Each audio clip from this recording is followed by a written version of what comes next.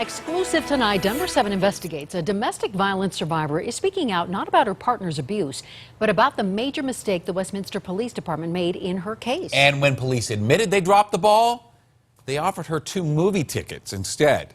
Chief investigative reporter Tony Kovaleski breaking this story. Another questionable move regarding domestic violence. Exactly, Shannon. And, you know, I've talked to a lot of people about this story. The one word I consistently hear, outrageous. Now, during the past 7 months, Denver 7 has investigated several law enforcement breakdowns in handling serious calls, claims of domestic violence, in some cases ending in murder. Tonight, we introduce you to Elizabeth Stedman, a story that started with a gun and ended with 2 movie tickets and no popcorn.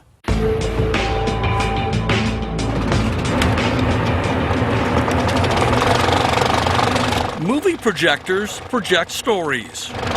And by all indications, this is a story one Metro Denver Police Department would rather you not see. I was faced with a gun held to my head. I woke up with the perpetrator over me with a knife. You're listening to Elizabeth Stedman's story. I was hit in the head so many times that the last one, I was knocked out.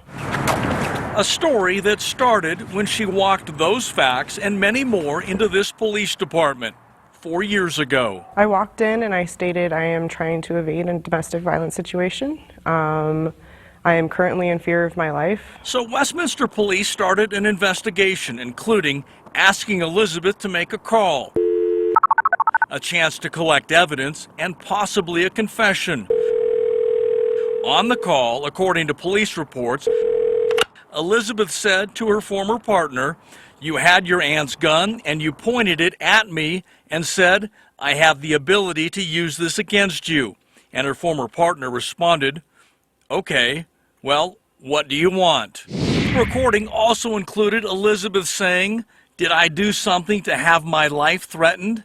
And her former partner responded, "We're not together. It's done and over with. Move on." Simple as that. You walked into the Westminster Police Department hoping to get help. Mm-hmm. Did you? No.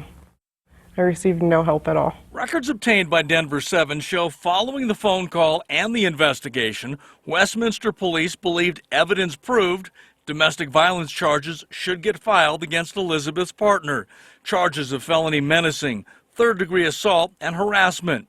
But 2.5 years after telling her story to detectives, Elizabeth Stedman called for a status update. She learned something went wrong and no charges were filed against her former partner. Who dropped the ball here? The DA? The Westminster Police Department? Westminster Police Department. Why do you say that?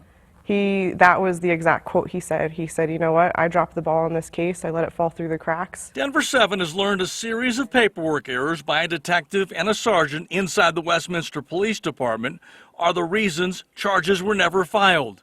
And Elizabeth Stedman learned of those errors after the statute of limitations had run out, meaning charges will never get filed. I have no confidence in them right now. And Denver 7 Investigates uncovered this document, an independent review of what happened by the State Victim Rights Act subcommittee. It refers to 3 separate and egregious acts by the Westminster Police Department. It says the department violated policy by not notifying the victim every time there was a status change in the case, and blamed a sergeant for mistakenly closing the case. Which leads us back to that movie projector and the question, if you're the Westminster Police Department, how do you apologize to a victim of domestic violence? As I was walking out in tears and frustration, he said, "You deserve a day to yourself. Here's a pair of movie tickets." They admit they dropped the ball, and they hand you a couple movie tickets? Yep. 2 individual tickets to go see a movie. And I filed those tickets away, and it felt like a slap in my face. Their response is to send 2 movie tickets. When somebody could have lost their life. Amy Miller's title reads Executive Director of the state's Coalition Against Domestic Violence. Offensive? I think it is insulting. So how does Westminster's police chief explain what happened and why? Well, we wanted to ask Chief Tim Carlson why his department made a series of paperwork errors preventing justice for Elizabeth.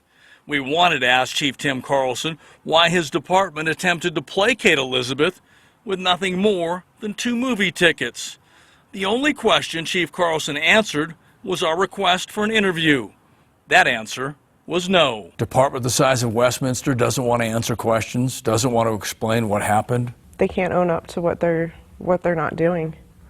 They're not serving the community like they say they're going to and like they should be. So now, 4 years after she walked through the doors of this police department, Elizabeth's attacker remains free and never charged. Elizabeth got 2 movie tickets and now a chance to turn on her internal projector, a chance to finally tell her story. When you learned that we were doing this story, what was your reaction? I was shocked. It made me feel like I wasn't so crazy this whole time thinking that this was absolutely wrong.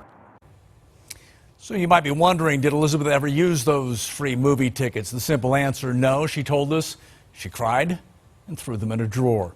Now, one other note for you. Elizabeth still has questions for Westminster's police chief. We do intend to meet Chief Carlson in the coming weeks in a public place to ask those questions. Ann? Oh, we know you will follow up. Thank you, Tony. By the way, you can rewatch Denver 7 Investigates Dying for Change Mistakes right now on thedenverchannel.com.